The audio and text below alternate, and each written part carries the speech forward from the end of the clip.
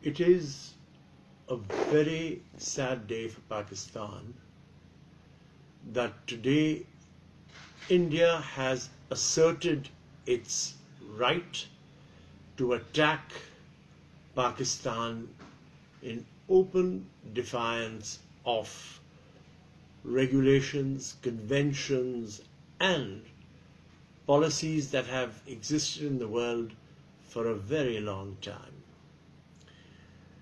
This assertion of right is a dangerous assertion of right. I had been one of those few people to speak up years ago when American drones struck Pakistan, and I had said they will not stay within FATA, which they were claiming to be a disputed area, because FATA was purchased by the Indian Empire as an integral part of Pakistan. In fact, they did not stick to that area, and ultimately they attacked areas deep within Pakistan, and the worst example was where there was our premier military academy in Abbottabad. That area was also in a way attacked deep within our sovereign territory. A couple of things which arose from there was, how well prepared are we?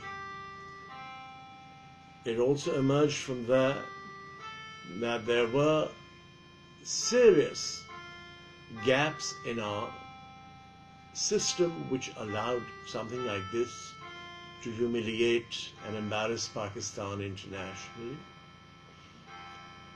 And of course, the main thing that emerged from there was that we should have taken this up deeply and seriously, as I had recommended being in New York in the United Nations, that we must create a policy for drones that internationally the international community would support, especially those so many scores of nations who would face the same outrage. Nothing was done. I now come to this particular strike. One of the earlier things I had said over what was happening in Yemen and Syria and everywhere, Syria, of course, had gone far beyond any outrage. There is an open attempt to decimate the country into virtual nothingness. I am not supporting Bashar Assad. I'm not supporting anything. I'm talking of sovereignty of nations. I had also said at the UN that taking on Syria in the fashion that it had been taken on will result in multifarious divisions. Syria, until very recently, was a war-striven nation. They have been occupied at various times by Europeans, by Asians. And I said, going in the way that people have gone in, and also in Iraq, it would create, unfortunately, divisions that might not allow these countries to exist in the future.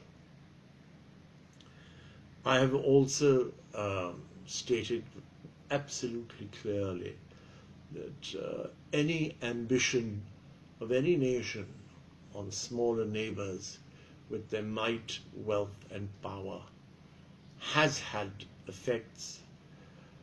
One of the effects that we have seen is the denial of the right of the Kashmiris and the invitation by the OIC to the Indian foreign minister, despite these actions in Kashmir, being invited to the OIC. I hope it is used for open debate in the OIC, which would mitigate the effect of calling the Indian foreign minister to at least an open public debate, as the world already is undergoing with the European Union and the Parliament in England, and even in the House of Representatives in Washington. So let us understand, we are definitely under some sort of a siege, and the results are manifesting itself. We cannot just brush it away. We should have been more open with the state. This should have been well broadcast. Even now, some people are saying, oh, Muzaffarabad was attacked, oh, Chakoti was attacked, Balakot was attacked. Well, let's get it absolutely clear that Balakot is an integral part of Pakistan. Their representatives sit in the National Assembly of Pakistan and Senate, and it is a clear known fact that this area, which is a tract between Mansehra and Batrasi, not so much Balakot, it's called Akhtar Shisha, and this place is a part of Pakistan territory. The other names could be dressing, or it could be Indian propaganda trying to muddle the issue. So the response might be, oh, we attacked a disputed territory. Well, the incident called the Balakot incident, which is not, it's near Balakot, it's between Mansehra and Batrasi, I repeat, is a part of Pakistan's integral sovereignty as part of its sovereign state.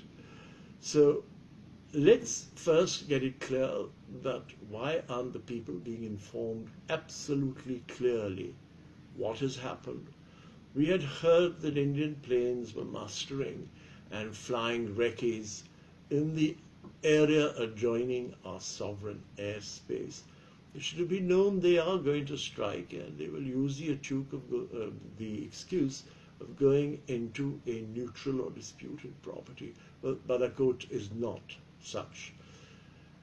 What are we going to do about it? I think we should have been doing a lot of things earlier. We've made very, very loud claims. The government has been on the air, belching fire.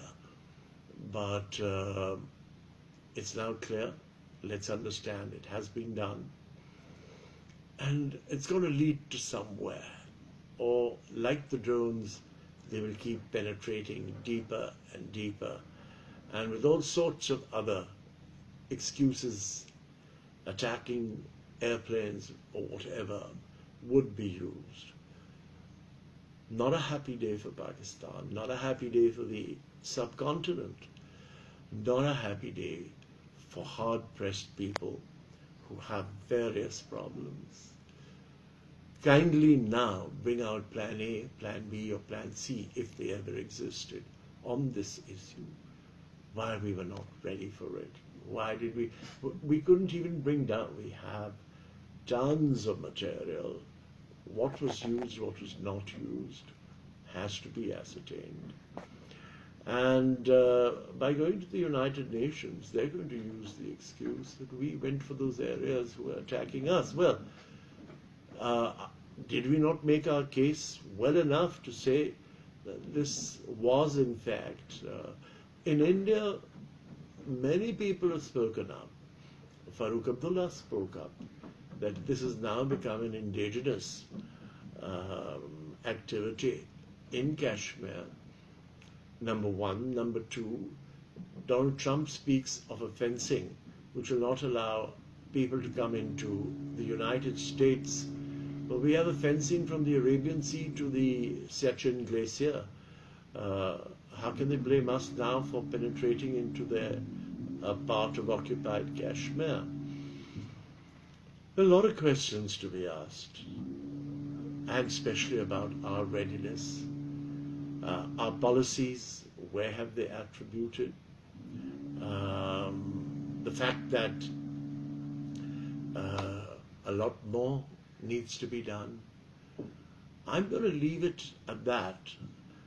I have raised some pertinent issues. I hope we get some pertinent answers. I'm sad to hear that the National Assembly has not even met on this occasion.